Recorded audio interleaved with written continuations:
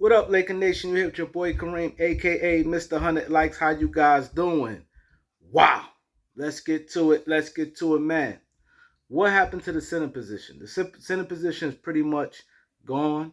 And you look at the new guys today coming up, they all like shoot jump shots pretty much. No dominant. They don't have that mentality.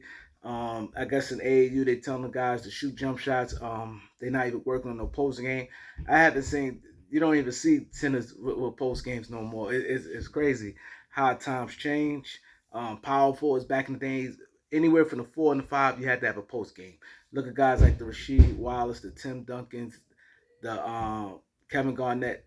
They was power forwards. Them guys there would be straight centers right now, and them guys 6'11". Chris Webber 6'9". He's a power forward, but he'd be a center in today's NBA. It's crazy how times change. You got the Chet Holmgrens who's a center. Guys like him and Porzingis, them guys stay out there and shoot jump shots.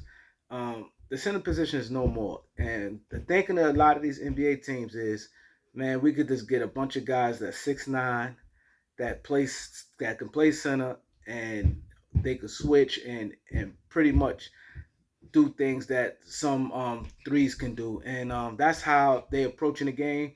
They're like, man, we deal with the center position when we get there. You got pretty much two centers you have to worry about.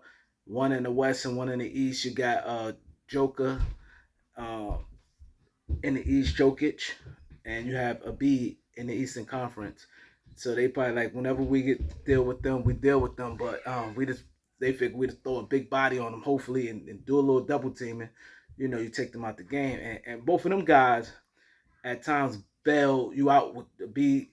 He played like a monster this year, like really did a lot of post up moves, and Joker. Sometimes the guys stay out in the perimeter to shoot jump shots too. But then you got the guys like the finesse guys that you, he may shoot over you, but he's not gonna bully you. Guys like DeAndre Ayton, he's finesse. He pretty much not gonna really pound you in and really gonna suffer you at the night. Um, uh, Nurkic, he bails you out a lot too. He's not gonna really pound you in. So now that's the thinking a lot of these teams. And so, because look at the finals, you got Robert Williams, Al Horford, 6'9". You got Bam Adebayo, 6'9". You got Dwight Powell, 6'9". You have Kevon Looney, 6'9". So that's the final four that's in the NBA. And you got 6'9" guys. All them guys is traditional power forwards. And 5 years ago, maybe 3 years ago, they power forwards. All of them. Al Horford played a lot of center, but he was like a little different. But he was considered undersized center. Now he's just a full fledged center, and it's crazy how things is. But and I was just doing a lot of thinking about that center position and the Lakers need. And one thing that the Lakers and the Laker fans, they really underestimated JaVale McGee.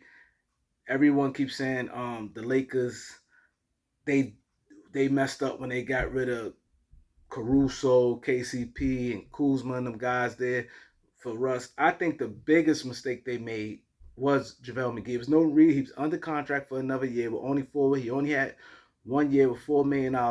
They tried to get cute and get Marc Gasol, which they didn't have to do.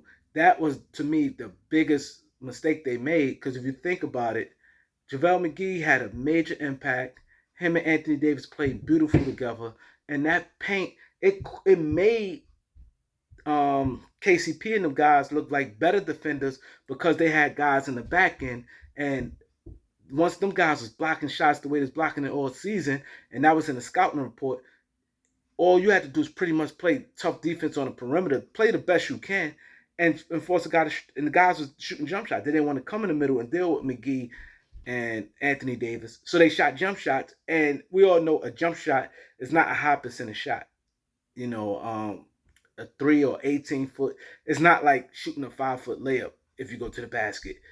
Those shots there is still low percentage shots. Average guys on an 18-foot shot gonna shoot under 50%. It just what it is on 18 the 20-foot shot. It just what it is. So it could make your defense look a little better. And that's why I'm like, the Lakers, man, JaVale McGee, he don't get enough credit. And I understood the rush trade. The only thing I didn't like about the rush trade, because I knew the dynamics of it, that he had 2 years left, almost 100 million with 2 years left, and I was like, why should we have to give up a first round pick? That was my biggest thing. I knew we had to give up multiple players because of his salary. That's like right now, if the Lakers trade Russ, outside of a John Wall trade, we're going to get 2 to 3 players. It's not going to be no one player. The Lakers, if they trade Russ this offseason, outside of John Wall, it's going to be 2 to 3 players coming back to the Lakers. So I understood that mathematically that had to happen. So with that being said, and I look, I and people like, oh, and I'm seeing people say the center position, you could just get a minimum guy at the center position. With that $6 million the Lakers have, they should prioritize on a wing. I thought about, I looked at the wings that's on the market, and I looked at Mo Bamba. I said, if we got shot to get Mo Bamba or any guy in free agency that's on the wing that probably would take $6 million, $6 to $10 million. Let's say a guy that's willing to take that. We ain't gonna talk about no star play. We know that's not happening. But any guy that's in that $6 to $10 million range, Mo Bamba is the guy. Having another guy down there at the down there with AD, blocking shots like that at the high rate he does and AD does, he fluid enough to move. He got the long arms. He could play the pick and roll defense, and he could stay out in the perimeter and shoot the threesome. And he's a lob threat. So that is the guy to go at. Don't listen to everybody. Oh, you don't. You need a wing defender. Because you think about it. Um, that's what guy you could pretty much get guys if you could shore up your defense in that paint.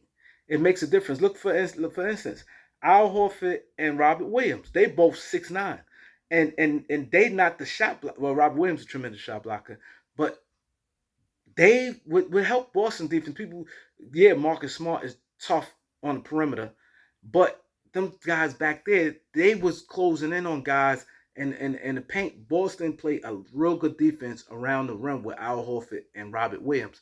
Now you may tell me, Anthony, these guys taller. Now you talk about 2'6" guys. Now you talk about AD with the 7'6" wingspan, and Mo Bamba has a 7'9" wingspan. His arms long for days, and they both taller. 7 feet and 6'11" Anthony Davis. That shot blocking, that will help them. All you pretty much know, and mentally, most players know when you got shot blockers back there, you tend to be a little more aggressive because you know if you get beat, you got help. So your defense automatically become a little bit better because you know you can cheat, do a little more things defensively. So I said that is the way to go if we somehow can get uh, um, a Mo Bamba. Or I would say he may be a Mitchell Robinson also. But Mitchell Robinson will give you basically a younger JaVale McGee. That's all Mitchell Robinson is. He's a younger JaVale McGee, but Mo Bamba give you a little more offense with the 3-point shot and things like that. But that's the way to go. And I'm the Lakers. I'm convinced in that, and I think it will. You always have a top line defense starting with them two guys up front, and your perimeter defense will be better automatically. So I want to know what you guys think. I need you guys to like, subscribe. Peace.